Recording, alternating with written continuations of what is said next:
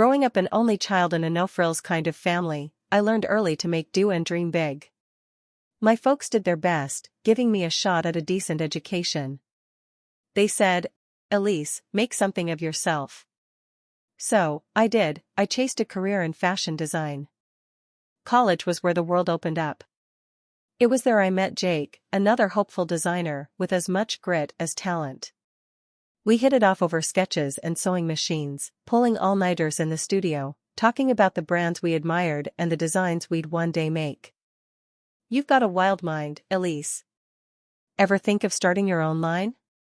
Jake asked one night, his eyes bright with the kind of enthusiasm that was infectious. "Why not? Let's make something that shakes up the racks," I shot back, half joking, half serious. We married right after graduation. It was a simple affair, just a few close friends and family. Our vows were more promises of mutual support and future dreams than anything else. In creativity and in quiet, for designs and deadlines, that sort of thing. Tragedy struck not long after, when I lost both my parents to a sudden flu epidemics. It was a brutal time, but in the wake of that loss came an unexpected inheritance, a house and $300,000. It was bittersweet, the kind of money you never want because of how it comes. But it gave us a starting point. "Let's not let this go to waste. We could start that line we always talk about," Jake said one night, as we sat surrounded by old fabric samples and sketches. So, we started our clothing manufacturing company right out of the inherited house. I handled the creative side, sketching and sewing our first prototypes, while Jake managed the business aspects. When our first collection sold out faster than we could have hoped, we knew we were onto something. "It's happening, Jake. They love our designs." I knew they would. "You're amazing, babe," he said, and I could tell he meant every word. Our success was one thing, but our family was another. When our first child was born, I was terrified of how I'd balance motherhood with our burgeoning business. But as it turned out, I was more capable than I gave myself credit for. Holding a baby in one arm and sketching with the other, "You're a marvel," Jake would say as he watched me juggle feeding times with fabric selections. The arrival of our second child only strengthened my resolve. Our little family was growing, just like our business. Each milestone for our kids mirrored a new achievement with our company, a fitting metaphor for the life we were building. Nights were long, and the work was hard, but laughter and love filled our home. We celebrated each success, whether it was our toddler's first steps or a rave review of our latest collection. Jake and I, we were a team in both the diapers and the designs. After 15 years, the rhythm of our lives seemed to have settled into a predictable routine. I poured my soul into our company, the kids, and maintaining the home we'd built from scratch. Meanwhile, Jake's role in the business had him jetting off more frequently to negotiate deals with fabric suppliers and vendors. Each year, his trips grew longer, his departures quicker, and his returns less enthusiastic. I'd shove away the nagging thoughts that something was off. It was just the stress, I told myself. We were both under a lot of pressure, trying to juggle business and family. I focused on making our home a happy one, keeping the kids upbeat and the company thriving. But things between Jake and me had cooled considerably. We barely shared a few words at dinner, and at some point, we started sleeping in separate beds. One rainy evening, while Jake was supposedly on another business trip, I got a call from my friend Marissa. Her voice was hesitant over the phone. "Elise, I didn't know whether to tell you. I saw Jake downtown today." "Oh? Probably just another meeting," I tried to brush it off, my heart not quite in it. "No, Elise. He wasn't alone. There was a young woman with him. They seemed close." That conversation knocked the wind out of me. My first instinct was denial, but the seed of doubt had been planted, and it festered. When Jake came back, the atmosphere was tense. I decided it was time to confront the elephant in the room. One evening, as we sat in the unnervingly quiet living room, I turned to him, my voice steadier than I felt. "Jake, are you seeing someone else?" He didn't even seem surprised by the question. Instead, there was a resignation in his eyes as he nodded slowly. Yes. The simplicity of his admission felt like a slap. How long? My voice was a mix of anger and hurt. A few months, he admitted, avoiding my gaze. I wasn't sure how to tell you. It just happened. Just happened, I scoffed, the pain turning into fury. Things like this don't just happen, Jake. You made a choice. He didn't argue, just looked at me with a sort of tired acceptance. What do you want to do? I thought of our kids, our home, and all the dreams we'd built together. But this betrayal was too deep, the gap too wide to bridge. I want a divorce. To my surprise, he didn't protest. If that's what you want, I won't fight you. That was it. After 15 years, our marriage was ending not with a fight, but with a weary resignation. We split everything down the middle, half the company, the house stayed with me, and we co-parented the kids. The process was painfully efficient, as if we were just dissolving another business deal. Life post-divorce was a jumble of ups and downs. The house was quieter, and the kids, sensing the change, clung to me more than ever. I threw myself into work and parenting, my every waking hour dedicated to keeping everything afloat. One Saturday, at a local community event, a friend introduced me to Michael. He was a widower with a soft smile and a gentle manner that put me at ease. He had a little girl, Lily, who was about the same age as my youngest. Elise, meet Michael. Michael, Elise here runs her own fashion line. My friend chirped, bridging the gap between us. Michael extended his hand, his grip warm. Nice to meet you, Elise. I've heard great things about your designs. I chuckled, brushing off the compliment. Thanks, but it's really just a lot of late nights and caffeine. We hit it off, chatting about everything from parenting to our careers. Michael was a lawyer, practical and grounded, a stark contrast to my creative whirlwind life. Must be tough, running a business and managing 2 kids on your own, he said, his tone tinged with empathy. It's a circus, but we manage. What about you? How's it handling parenting solo? I asked, genuinely curious. He sighed, a wistful look crossing his face. It's not easy. Lily misses her mom a lot. But we're getting through, one day at a time. Our friendship blossomed from there. We'd meet for coffee, the kids played together, and having someone who understood the trials of single parenting was refreshing. Michael was different, his steady presence a comfort that I hadn't realized I needed. A few months in, while the kids were busy with a movie, Michael and I sat on the porch, the evening air cool and comforting. Elise, I've been meaning to ask, he began, hesitating slightly. Would you be interested in, maybe, going out sometime? Just the 2 of us? I paused, the question catching me off guard. It had been a long time since I'd considered dating. Are you sure that's a good idea? We're both kind of a package deal with our kids. He smiled. That's exactly why. We both get it, the whole package. It just makes sense. Dating Michael was a breath of fresh air.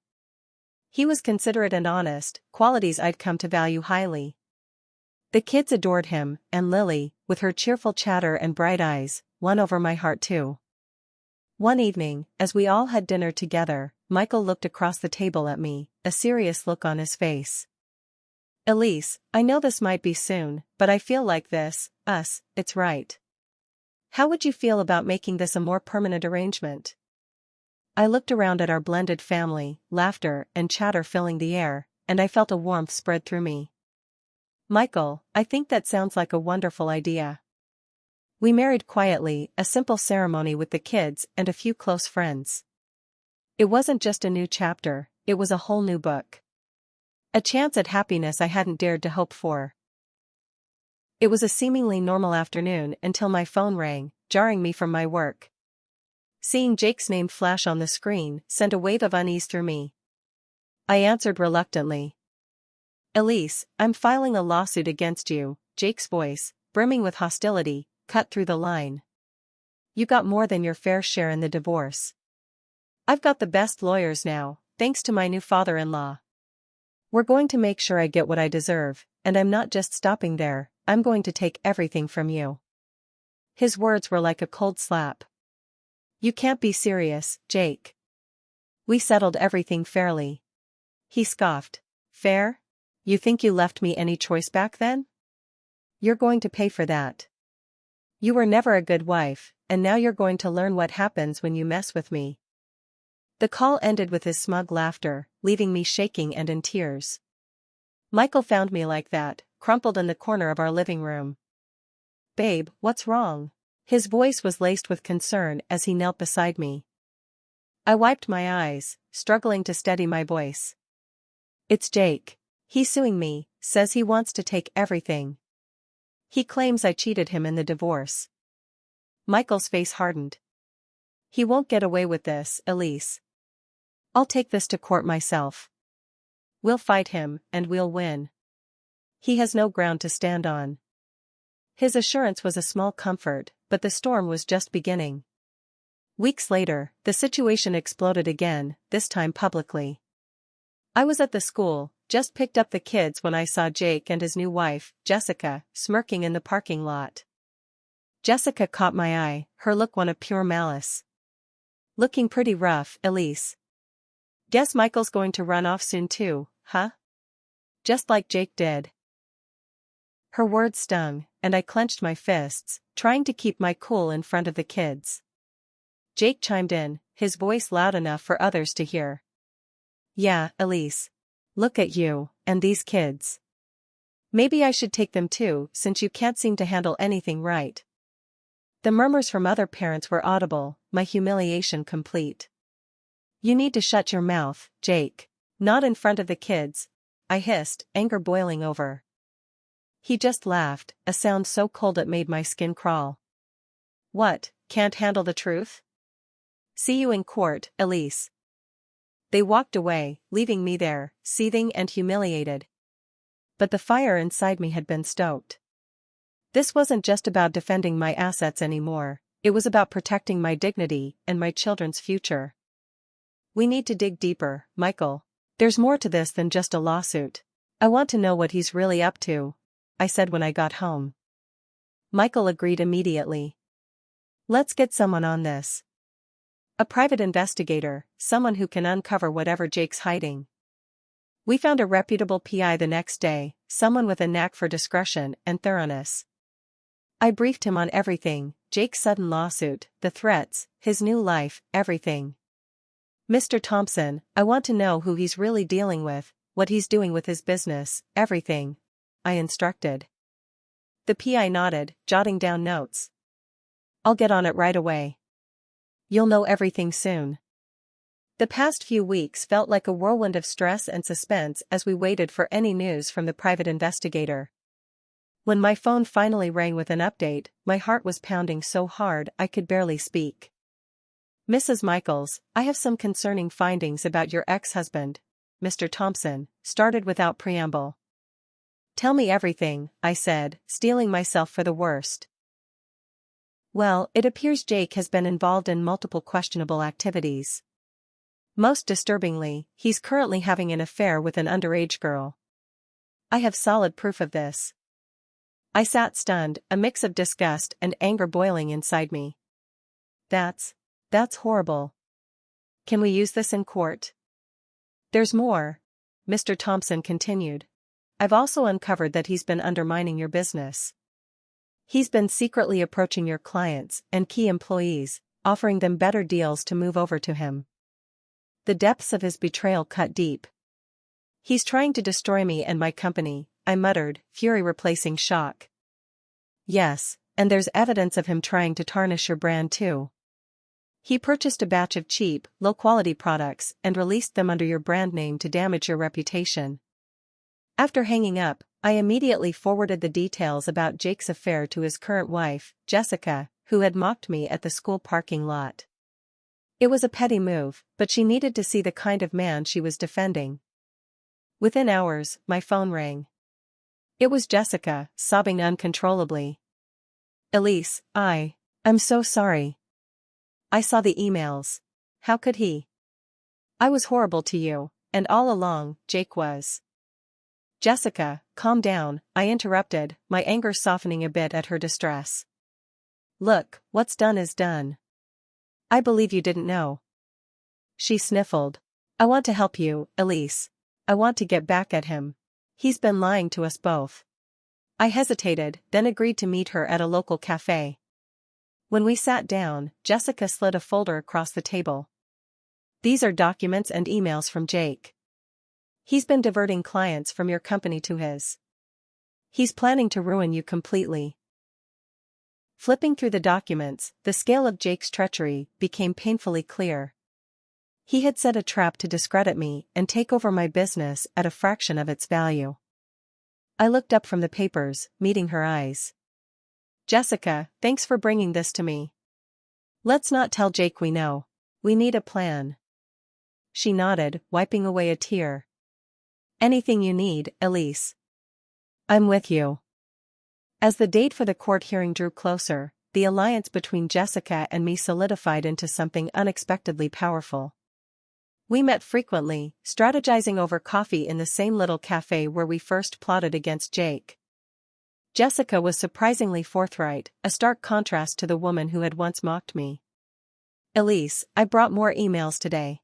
Look at these, she said one afternoon, sliding a stack of papers across the table. They detail every step he planned to take against you. I sifted through the documents, my eyes scanning the damning evidence. This is gold, Jessica. With this, we can really show the court what he's been up to. She nodded, a determined look on her face. I can't believe I was so blind. But I'm in this now. Let's take him down. Our meetings weren't just about sharing information, they were about building a bond over our mutual betrayal. One day, as we were wrapping up, Jessica sighed, a weary sound. You know, I used to think he left you because you weren't good enough. Now I see he's the one who's not good enough. Realizing that Jake's deceit could not only tarnish my personal life but also destroy my business, I knew I had to take drastic measures to safeguard the trust we had built over the years with our clients and suppliers. I called an urgent meeting, pulling together all our major stakeholders, explaining that the integrity of our brand was under threat due to Jake's underhanded tactics. Sitting at the head of the conference table, I looked around at the familiar faces, some of whom I'd worked with for years. Thank you all for coming at short notice, I began, my voice steady despite the turmoil inside. I'm sure you're aware of some rumors and unsettling news circulating about our company. Today, I want to set the record straight. I explained everything, how Jake had been secretly sabotaging the company by dealing with low-quality products and trying to poach our clients under the guise of offering better deals. He has even gone as far as to distribute fake products under our brand, aiming to ruin our reputation, I disclosed, the room filling with murmurs of shock and disbelief. I am here to affirm our commitment to quality and transparency, I continued. We are taking immediate steps to address these issues, including offering verifications for any product sold under our brand and compensation for anyone who has received these substandard goods. The faces around the table nodded, some visibly relieved to hear our proactive approach. After the meeting, many came up to me, expressing their support and appreciation for the transparency.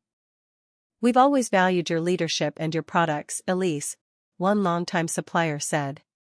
We're with you, not just in good times, but also when things get tough. Fueled by the support, I decided to take the message public. We crafted a post for social media, alerting our customers to the possibility of fakes and outlining how they could verify the authenticity of their purchases. The response was overwhelmingly positive, with many customers expressing their support and appreciation for our honesty. As I scrolled through the comments, a sense of pride washed over me. We were more than just a brand, we were a community, and this ordeal had only made our bond stronger. When Jake called out of the blue proposing a settlement meeting, I was curious. He suggested a downtown restaurant, neutral territory. Michael, my steadfast supporter, came with me. When we arrived, Jake and Jessica were already seated.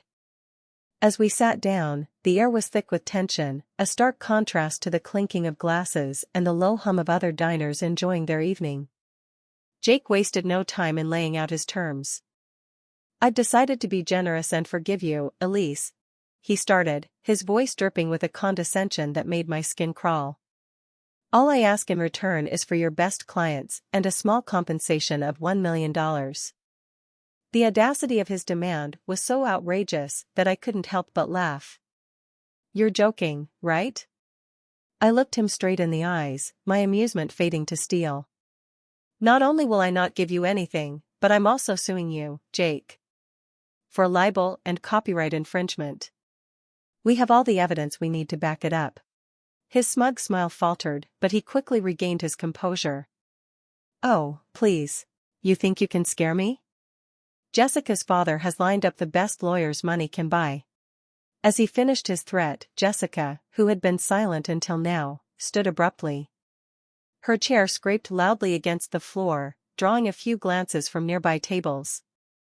"Actually, Jake," she said, her voice clear and surprisingly calm, "I won't be funding your legal adventures anymore. I know about the affair, and about the underage girl. I'm filing for divorce." She reached into her purse, pulling out a stack of papers, and threw them on the table in front of him. "These are the divorce papers. My father is disgusted by your actions, and his lawyers are ready to support me, not you, in exposing your immorality."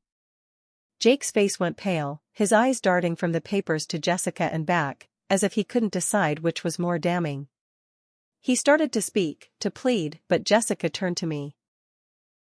"Elise, I'm sorry for everything. I was blind, but now I see exactly who he is." Her eyes were sad but resolute. "I understand why you left him. I'm leaving him too." With that, she walked out of the restaurant, leaving a stunned silence in her wake. Jake looked around, his earlier bravado evaporating into desperation. He fell to his knees, begging. "Please, don't let this get out. Think of my career, my life." We walked out, leaving Jake kneeling on the restaurant floor, and I felt a surge of relief mixed with triumph. So, Jake's attempts to undermine me had not only failed but backfired spectacularly. The court found him guilty of unfair competition and ordered him to pay me compensation. His reputation was in shambles, and his business dealings had left his company not just unstable, but ultimately bankrupt. In a twist of fate, I was given the opportunity to buy out his company. It was a strategic move, expanding my own business and solidifying my standing in the industry. It felt like reclaiming a part of my past that Jake had tried to tarnish. One morning, as I sat in my office looking over the new designs for the upcoming season, Michael popped his head in, a grin on his face. "Hey, you've got a minute?" I looked up, smiling back. "For you? Always. What's up?" He walked over and leaned against my desk, his eyes sparkling with excitement. "I was thinking, now that all this mess with Jake is over, why don't we do something fun? Just you, me, and the kids. A week of sun, sand, and no business talk. Just family time." As we started planning our little getaway, the phone rang. I answered, expecting another business call, but was surprised to hear Jessica on the other end. "Elise, hi. I just wanted to check in with you," she started, her voice hesitant. "Jessica, hi. It's good to hear from you. How are you holding up?" I asked, genuine concern in my voice. "I'm doing okay, considering. The divorce is moving forward, and it's messy, but freeing, in a way," she replied, a small laugh escaping her. "I'm glad to hear you're finding some peace in all this," I said. "And thank you, again, for everything. We couldn't have resolved this without your help." After hanging up, I leaned back in my chair, reflecting on how dramatically things had changed. From adversaries to allies, the journey with Jessica had been unexpected but profoundly impactful. Later that day, I gathered my team at the office to announce the good news about the stability returning to our operations and to celebrate the loyalty and hard work everyone had shown through the tough times. "As you all know, it's been a rough 6 months," I started, looking around at the assembled group of faces, some weary but all supportive. "But we've come through stronger than ever. And it's all thanks to your dedication and resilience. The meeting ended with an impromptu party, cakes and drinks appearing as everyone relaxed and shared a moment of collective relief.